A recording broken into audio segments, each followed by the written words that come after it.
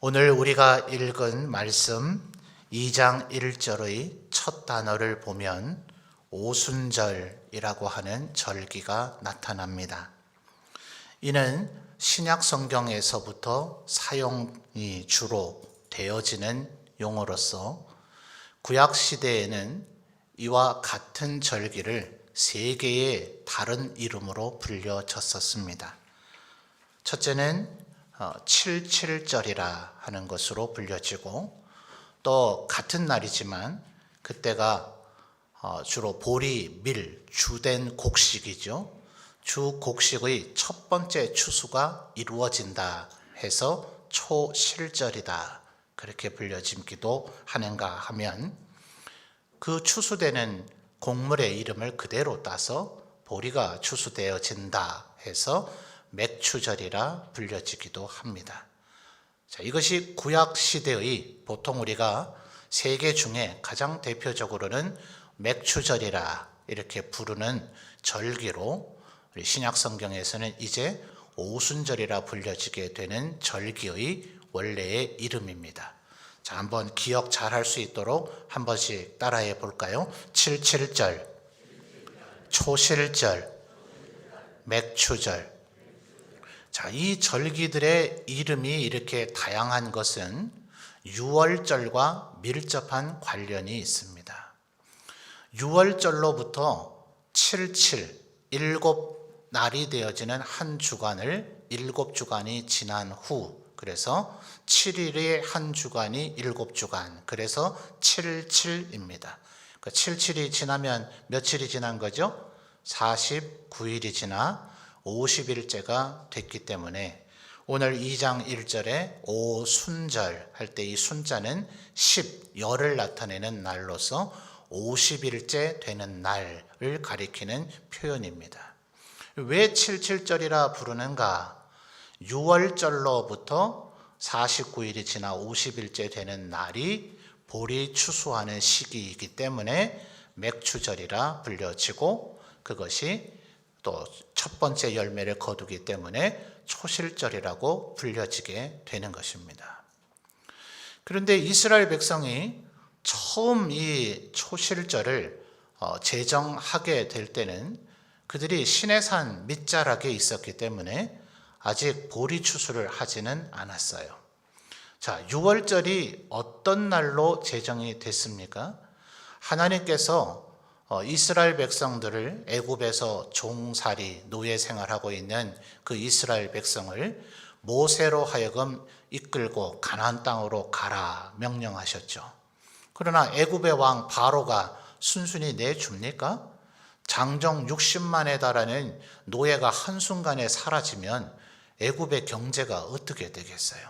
그러니 순순히 내어줄 리가 없죠. 그래서 하나님께서는 바로를, 또 애굽에 있는 수많은 우상들이 헛된 참된 신이 아니라 다 인간이 만들어낸 거짓 신들이고, 하나님만이 유일하신 참된 신이심을 보여주시기 위해서 애굽에 10가지 재앙을 내리시고, 그 후에야 바로가 하나님 앞에 항복을 하고 이스라엘 백성을 가나안 땅으로 가도록 하게 됩니다. 그 10번째 재앙이 뭡니까? 하나님께서 천사를 보내셔서 애굽의 모든 첫째 아들을 죽이시고, 또 짐승의 첫 수컷을 죽이시는 심판을 행하시는 거예요. 첫째만 죽인다는 것이 아니라 의미적으로는 마치 멸망의 심판을 하시는 것과 같습니다. 첫째를 죽이심으로써 그 상징을 드러내시는 것인데, 모세를 통해서 경고가 이미 되어지죠. 오늘 이 저녁에 천사가 와서 너희를 이렇게 첫째 아들과 첫 수컷을 죽일 것인데, 집에 들어가고 어린 양을 잡아서 그 어린 양의 피를 문 설주와 임방에 바르기만 하면 그 집안에 있는 자들은 살 것이다. 그래서 유월절, 이 유자도 한자가 넘어갈 유자고 월자도 넘어갈 월자예요. 그래서 유월절은 넘어가는 날이라는 뜻으로 영미권에서는 그 의미를 그대로 살려서 Passover Day 이렇게 불러요. 그러니까 천사가 어린 양의 피를 보면 그 집은 심판하지 않고 넘어가 준다. 그래서 역설적으로 그날은 구원의 날이 되는 겁니다. 애굽인들이 설마 모세가 한 이 이야기를 귀담아 듣고 그렇게 했을 리는 없지만 하나님께서는 반드시 이스라엘인에게만 국한하겠다고 얘기하지 않으셨어요. 누구든지 어린 양의 피를 문설주와 임방에 바르고 그 안에 들어가 있으면 살 터이었지만 애굽인들은 그 말을 귀담아 듣지 않아서 그날 애굽 전역에 통곡하는 소리가 있더라. 자, 지금까지 이스라엘 백성들은 그곳에서 애굽의 달력을 쓸 수밖에 없었죠. 그런데 그날은 구원의 날이죠. 천사의 그 죽음의 칼날에서부터 구원을 받는 날임과 동시에 애굽에서부터 노예 생활 또 죄악의 생활을 살던 이스라엘 백성이 이제 새 출발을 하는 날이기 때문에 하나님께서 그 해, 그 달을 새로운 해, 새로운 달로 삼아서 6월절의 날을 정월 1월 14일로 삼으라. 그래서 그날 1월 14일부터 21일까지는 무교절의 절기로 누룩을 넣지 않은 빵을 먹으라 라는 부속 명령까지도 하셨어요. 그러니까 그날이 얼마나 중요한 날인가 하면 여러분 식사할 때 주로 어떻게 식사를 하세요? 평상시에는 그렇게 안 하더라도 오늘은 아주 진수성찬이 차려졌기 때문에 내가 몸매 생각하지 않고 오늘 한번 최대한 많이 먹어봐야 되겠다 하면 제일 먼저 뭐부터 풀습니까? 허리띠부터 풀어야 되죠. 그런데 하나님께서 이 6월절을 명하실 때 뭐라고까지 얘기하셨느냐 하면 겉옷을 입고 허리띠를 바짝 동여 매고 신발을 신고 손에 지팡이까지 잡은 채로 먹으라 그러셨어요. 저녁 무렵이 될 때 어린 양을 잡아서 문설주와 임방에 피를 뿌리고 그 안에 들어가서 밤새도록 구워 먹게 되는데 그렇게 하는 이유는 더군다나 복장까지 그렇게 해야 되는 이유는 그 다음날 아침이 되면 애굽을 탈출해야 되기 때문에 그래요. 그래서 그 내용을 기록한 창세기 다음 성경 두 번째 책 이름이 뭐예요? 출애굽기. 말 그대로 애굽을 탈출한 이야기. 그래서 영미권의 그 성경책의 두 번째 성경책의 이름은 말 그대로 탈출을 뜻하는 엑서더스예요. 애굽을 탈출해야 되기 때문에 그런 옷차림으로 그런 복장으로 어린 양의 고기를 먹게 됩니다. 그날이 며칠이었다고요? 정월 14일, 1월 14일이었어요. 근데 출애굽기 16장 우리 한 번만 찾아볼까요? 출애굽기 16장 1절을 보면 이제 시내산 밑자락에 와서 1년 넘게 체류를 하게 됩니다. 출애굽기 16장 1절을 보죠.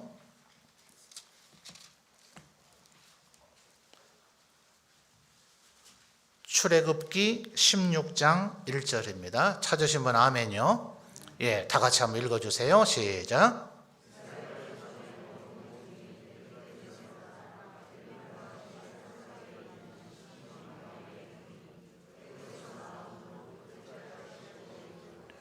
아멘. 자, 14일 날 저녁이 됐을 때를 6월절로 삼아서 그 다음날 아침에 출발을 했으니 애굽에서 출발한 날이 1월 며칠이에요? 15일. 지금 시내산 밑자락에 도착한 출애굽기 16장 1절은 몇 월 며칠이래요? 2월 15일. 둘째 달이니까 2월이죠. 몇 달 걸렸어요? 한 달 걸렸죠. 그러니까 한 30일이 흘렀습니다. 애굽에서 출발한 이후. 자, 이제 시내산 밑에서는 약 1년 넘게 머물게 됩니다. 여기서 이제 그 유명한 시내산 정상에서 모세에게 주셔서 전달하는 십계명도 받고 그 외에 레위기와 민수기에 기록되어 있는 수많은 율법도 하나님으로부터 받아서 아론을 대제사장으로 세우고 백성들은 5가지 제사를 어떨 때 어떤 형태로 드려야 되는지 교육도 받고 또 그 제사 드릴 장소인 성막을 제작하는 일까지를 하게 됩니다. 지금까지 애굽에서는 종으로, 애굽인의 종으로 혹은 죄의 종으로, 죽음의 종으로 살았다면 이제 가나안 땅에는 더 이상 종이 아니라 자유민으로, 주님께서 요한복음에서 진리가 너희를 자유케 하리라 말씀하셨던 것처럼 이제 하나님의 백성으로, 이스라엘, 말 그대로 야곱에게 주셨던 이름 아닙니까? 하나님을 이긴 자의 후손이라는 이스라엘로서 또 하나님께서 선택하신 선민, 그리고 거룩한 하나님의 백성 성민, 이것으로 변화되어지는 것이 시내산에서의 1년가량의 세월들이에요. 자, 그런데 그 유명한 모세가 시내산 정상에서 십계명을 받기 위해서 며칠 동안 머물러 있었다고 출애굽기 기록이 되어 있죠? 40일요. 그러니까 그 중간에 바로 첫 번째의 초실절 혹은 77절 맥추절이라고 불려지는 그날이 도래한 겁니다. 자, 계산 잘하고 계세요? 30일 만에, 애굽에서 출발한 지 30일 만에 시내산에 도착을 했습니다. 그리고 나서 그날 바로 모세가 시내산에 올라간 것은 아니지만 모세가 시내산 정상에서 40일을 머물렀으니 바로 이어진다 해도 70일, 31일째부터 70일 사이에 모세가 시내산 정상에 있었으니까 6월절인 출애굽한 날로부터 50일 사이, 50일째 되는 날 모세는 어디에 있었습니까? 시내산 정상에 있었겠죠. 그러니까 원래의 이 맥추절은 하나님께서 우리에게 구원만 해주시고 그 다음에 너희들이 굶어 죽든지 말든지 내가 신경 안 쓰겠다, 그러면 그건 진정한 구원이 될 수 없죠. 그래서 이스라엘의 3대 절기는 첫째는 6월절이요, 둘째는 추수가 시작되는 초실절 혹은 맥추절이고, 그 다음에 추수가 전부 다 끝나서 모든 것을 거두어 저장하는 수장절, 이것이 유대인들의 3대 절기입니다. 하나님께서 단순히 우리를 죄 가운데서 또 노예 상태에서 구원만 해주시는 것이 아니라 추수의 시작과 추수의 끝까지 우리의 살아가는 모든 문제를 하나님께서 책임져 주신다는 것이 6월절과 맥추절과 수장절 3대 절기에 담긴 의미입니다. 그런데 지금 첫 번째 맥추절은 시내산 밑자락에 있었으니까 거기에 이스라엘 백성들이 와서 보리 심고 거두는 농사를 했어요, 안 했어요? 이번에는 아직 안 했죠. 이로부터 40년 동안에도 광야를 요랑하기 때문에 실제 맥추절은 보리를 거두는 맥추절이 되지를 못했습니다. 40년의 광야 유랑을 끝나고 나서 가나안 땅, 요단강을 건너 가나안 땅에 들어가자, 또 기록에, 여호수아서의 기록을 보니 뭐라고 되어 있어요?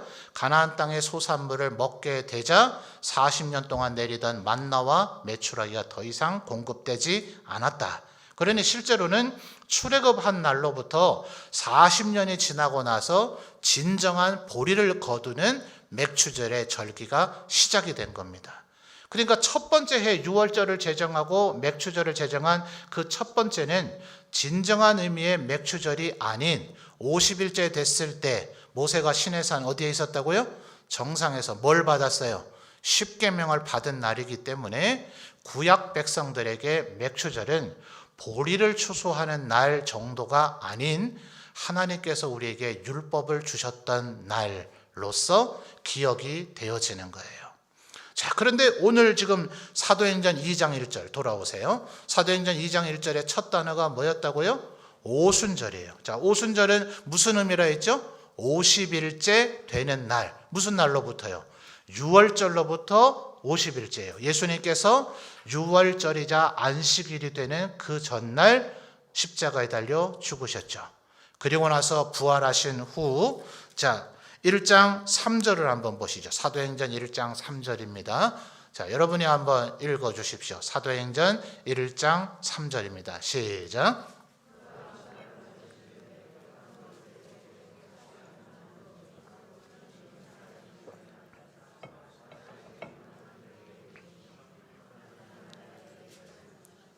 아멘. 자, 예수님께서 부활하시고 나서 며칠 동안 제자들과 함께 계셨답니까? 40일 동안. 그 40일 동안 하반절을 보니까 그들에게 무엇을 말씀하셨다 하죠? 하나님 나라의 일을 말씀하셨다 그랬어요. 자, 요한복음에 보니까 예수님께서 십자가 지시기 전에 이런 말씀도 하셨죠. 내가 이제 아버지께로 돌아갈 때가 되었는데 내가 아버지께로 가면 하나님께서 너희에게 또 다른 보혜사 성령님을 보내실 것이다. 그가 너희에게 오면 내가 너희에게 했던 모든 말을 생각나게 하고 그것을 깨닫게 해주리라 하셨어요. 자, 그러니까 지난 3년 동안 복음서에 기록된 예수님께서 말씀을 하셨을 때 제자들과 사도들이 그 말씀을 액면 그대로 다 깨달아 알았을까요? 몰랐을까요? 아마 그때는 절반도 깨달아 알지를 못했을 거예요. 이제 예수님께서 부활하시자 이분이 진정 마치 요한복음 20장에 도마조차도 그렇게 고백했던 것처럼 도마가 부활하신 예수님에게 뭐라 했습니까? 나의 주, 나의 하나님이십니다 라고 고백을 했잖아요. 이분이 그냥 나사렛 예수가 아니라 인간 예수가 아니라 바로 우리에게 오신 하나님 그분이시구나 라는 깨달음이 있고 나서 40일 동안 들은 이 말씀은, 그래서 아마 신학자들은 사도행전 1장 3절에 이 40일 동안 말씀하신 하나님 나라의 일에 대한 말씀은 새로운 얘기를 하신 것이 아니라 지난 3년간 복음서에 기록된 말씀을 하셨던 것을 이제야 제자들이 진정으로 깨닫게 된 것을 얘기하는 것이다 라고 이해를 합니다. 자, 사도행전 1장 5절을 보면 예수님께서 요한은 물로 세례를 베풀었으나 너희는 몇 날이 못되어 성령으로 세례를 받으리라. 성령께서 오실 것이 이제 몇 날 남지 않았다라고 얘기했어요. 그런데 1장 3절에서 부활하신 후 40일 동안 얘기를 하셨고 2장 1절에서 50일째 되는 날 성령님이 오셨다 하니 1장 5절에서 예수님이 얘기하시는 몇 날은 며칠을 의미해요? 열을 의미하죠. 열을. 이제 50일 중에 40일은 이미 하나님 나라의 일을 말씀하시면서 이미 지나갔고 그로부터 열흘이 더 지나고 난 후 성령님께서 오셨는데 이 사도들과 제자들이 열흘 동안 뭘 했는가? 그것이 14절, 1장 14절, 15절에 기록이 되어져 있죠. 자, 15절을 보면 모인 무리의 수가 약 120명이라고 기록되어 있습니다. 14절을 보면 여자들과 예수의 어머니 마리아와 예수의 아우들과 그다음 무슨 단어 나와요? 더불어 나오죠. 자, 더불어부터 같이 읽겠습니다. 시작. 더불어 마음을 같이하여 오로지 기도에 힘쓰더라. 아멘. 자, 그러니까 오순절날 성령님이 임하실 때에 그때까지 50일 동안 예수님이 부활하신 날로부터 50일 동안 제자들과 사도들이 힘쓴 게 뭡니까? 40일 동안은 예수님을 통해서 하나님 나라의 일을 들었고 열흘 동안은 뭐 했어요? 더불어 마음을 같이하여 오로지 기도에 힘쓸 때 그들에게 성령님이 오셔서, 자, 에베소서 1장에서도 얘기하는 바대로 예수님께서 6월절이자 안식일이 되는 바로 그날 십자가에 달려 죽으시고 3일 만에 부활하심으로 우리에게 구원이 이루어졌습니다. 이미 구원과 영생은 우리에게 주어졌습니다. 그러나 성령님께서 우리에게 오셔서 그 모든 것을 깨달아지게 하고 믿음이 우리에게서 증거되어질 때 고린도전서 12장 3절에서 얘기하는 것처럼 누구든지 성령으로 하지 아니하고서는 예수 그리스도를 주라 할 수가 없다. 그러니까 예수님은 십자가의 죽으심과 부활을 통해서 이미 우리 모두의 구원을 이루셨어요. 그러나 성령님이 우리에게 임하실 때 그 구원이 비로소 내 것이 되더라 하는 겁니다. 마치 6월절 애굽에서 탈출하던 그 6월절에 하나님께서 이미 천사를 보내서 애굽인들을 다 징계하시고 심판하실 때 6월절 어린 양의 피로 덮여진 그 건물 안에 들어가 있으면 죽음에서 구원받고 그날이 지나고 나면 애굽의 노예 상태에서 구원받고 애굽에서 400년 넘게 살던 죄악된 옛사람의 신분에서 이제는 하나님의 백성 된 하나님의 백성 성민 혹은 선민으로 구원받게 되어지지만 신의 산에 와서 율법을 받음으로써 그것이 비로소 이루어지기 시작하더라 하는 거예요. 그러니까 하나님께서 예수 그리스도께서 십자가에 달려 죽으시고 부활하신 후 50일째 되는 날 성령님을 보내신 것은 우연이 아닙니다. 바로 그 출애굽 때부터 하나님께서 너희에게 무엇을 주기를 원하셨던가를 다시금 기억나게 하는 거예요. 자, 그러니 우리 성도들도 분명히 우리가 하나님이 우리를 위해서 이미 십자가에 달려 죽으시고 구원해 주셨습니다. 근데 이것이 우리에게 성령 세례가 주어지고 언제나 우리가 성령 충만할 때 맞다, 하나님께서 나를 사랑하시지, 나에게 구원을 베풀어 주셨지, 오늘날에도 나에게 신령한 은혜와 은사들을 주시지 하는 것을 늘 기억하며 살 수 있는 것이지, 그렇지 않으면 우리는 세상 사람과 다를 바 없이 살아가게 될 수도 있더라 하는 겁니다. 그러니 우리에게 치유와 회복의 7주간이 필요한 거예요. 자, 오늘부터 6월 13일까지 하면 며칠이에요? 1에서 일부러 7주반을 잡아본 겁니다. 우리 구약 성경 때부터 6월절로부터 77절이 되는 날 이제 초실절로 맥추, 보리의 추수가 시작되면서 하나님께서 우리에게 단순히 노예 상태에서 구원만 해주시는 게 아니라 우리의 먹을거리, 일용할 양식도 책임지시며 우리에게 은혜와 축복을 주신다는 그 은혜가 비로소 모든 이스라엘 백성들에게 느껴지고 체험이 되어졌던 것처럼 예수님께서 십자가에 달려 죽으셨다 부활하신 날로부터 50일째 되었을 때 성령님이 오시자, 자, 오늘 우리가 읽었던 사도행전 2장 3절 말씀을 보시면 마치 불의 혀처럼 갈라지는 것들이 그들에게 보여. 그다음 뭐라 얘기합니까? 각 사람 위에 하나씩. 자, 그러니 각 사람 위에 불의 혀처럼 불꽃 같은 것이 하나씩 있었다니까 최소 몇 개 있었던 겁니까? 아까 1장 15절에서 확인했잖아요. 몇 개예요? 120개 이상의 불꽃이 이 방 안에 보였단 말이에요. 그러니까 성령님의 임하심이 우리들 가운데 잘난 사람, 똑똑한 사람, 대단한 사람에게만 주어지는 것이 아니라 아까 1장 14절에 어떻게 했다고요? 더불어 마음을 같이하여 오로지 기도에 힘썼더니 그 자리에 있는 사람 누구든지 누구에게라도 하나님께서 각 사람 위에 성령을 기름 부어 주시더라 하는 거예요.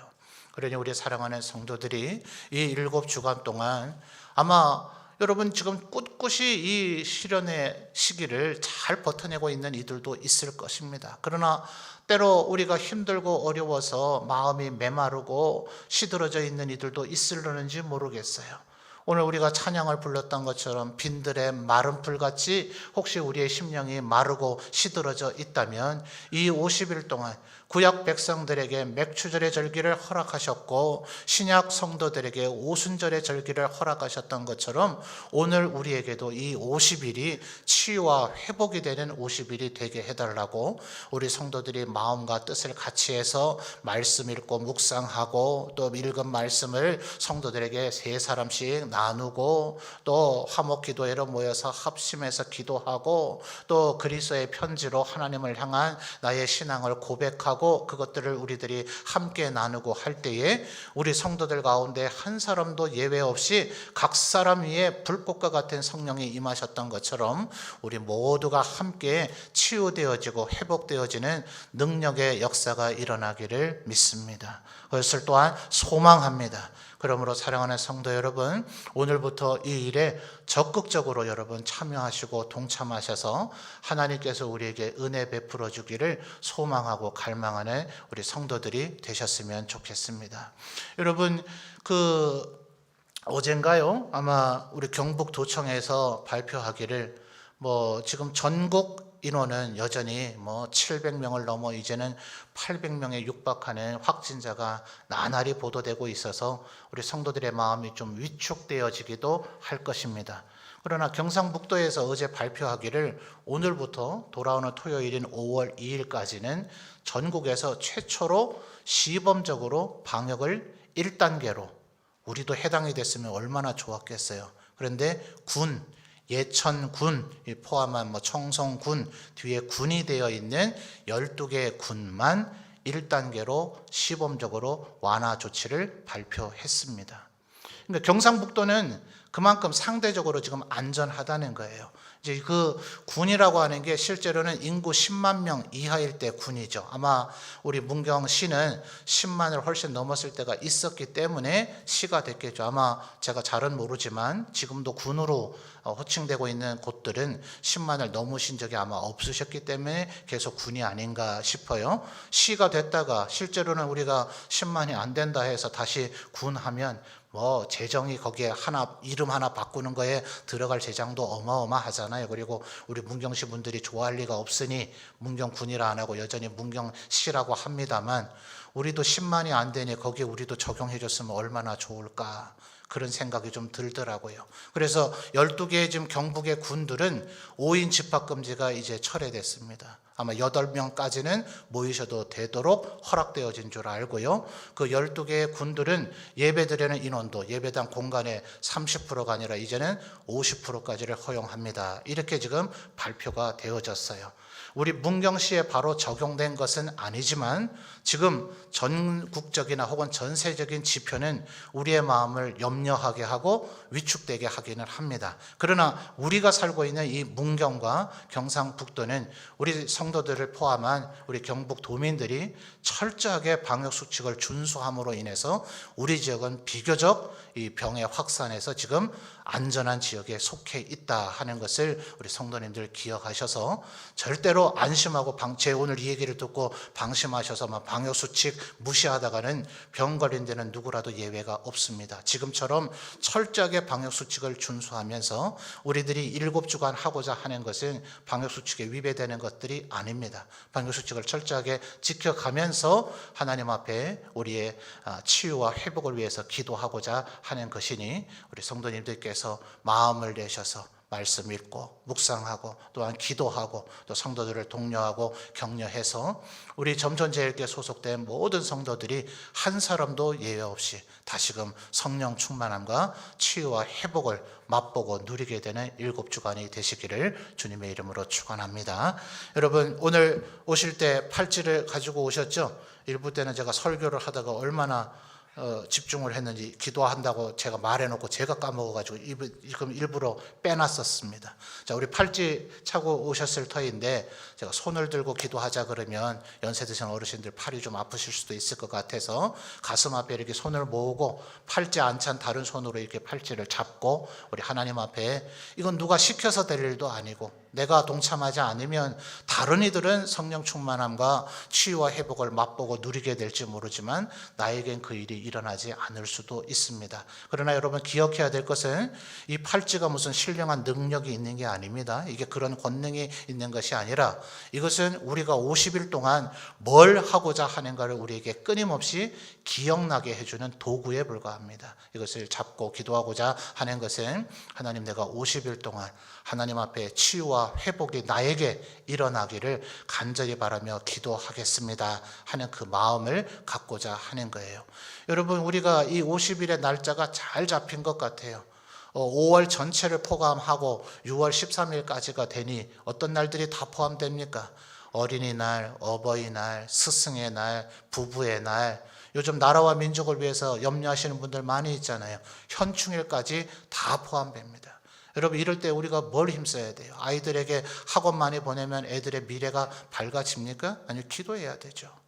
부모님께 아주 정성껏 음식 대접하고 잘 모신다고 부모님의 영생과 구원이 주어집니까? 부모님 위해 기도해야 되죠. 내 배우자하고 우리 서로 뜨겁게 사랑하며 삽시다. 그런다고 화목이 이루어집니까? 하나님 앞에 화목 기도회로 화목을 주시기를 기도할 때 우리의 모든 기도가 하나님과 화목하게 되면 하나님을 기쁘시게 하면 원수하고도 화목하게 하신다. 하나님 말씀에 그렇게 기록이 되어져 있습니다. 또한 나라와 민족을 위해서 우리가 기도할 때인 줄 믿습니다. 50일의 날짜가 적절한 때에 잘 잡힌 것 같아요. 이 50일 동안 하나님 나에게 우리 가족들에게 우리 성도들에게 이 나라와 민족에게 치유와 회복을 허락해 주옵소서. 다 같이 이러한 마음으로 너무 큰 소리 내지는 마시고 조용한 속으로 읊조리면서 1분 동안 간절히 기도하겠습니다. 하나님 아버지 감사합니다. 우리 성도들 작년부터 시작된 팬데믹 이 전 세계적인 재앙으로 인하여서 우리의 삶이 위축되어지고 힘들고 어려워져서 우리가 고단하고 힘든 것들이 많이 있습니다. 주님 이 삶의 세월과 시련과 형편과 환경들이 어찌하다 할지라도 우리들 하나님 앞에 은혜 베풀어 주시고 치유와 회복을 베풀어 주시기를 원합니다. 하나님의 성령의 기름 부으심과 그 은혜를 우리가 누리고 살면 그 어떤 환경 속에서도 하나님 앞에 영광 돌리며 하나님의 은혜를 누리며 하나님의 축복 가운데 우리가 살게 되어질 줄 믿사오니 하나님 우리들이 결심하게 하시고 다짐하게 하셔서 하나님 앞에 간절한 마음으로 이 50일을 갈망하며 말씀을 갈망하며 소망하며 기도를 갈망하며 또 서로를 격려하며 우리 가운데 한 사람도 예외 없이 각 사람 위에 성령의 기름 부으심과 은혜를 베풀어 주셨던 것처럼 우리 모두에게 치유와 회복이 일어나도록 하나님 앞에 기도하며 말씀 읽고 묵상하며 그 말씀과 은혜를 서로 나누고 서로를 격려하는 우리 모든 성도들 되도록 하나님께서 축복하시고 역사하여 주옵소서.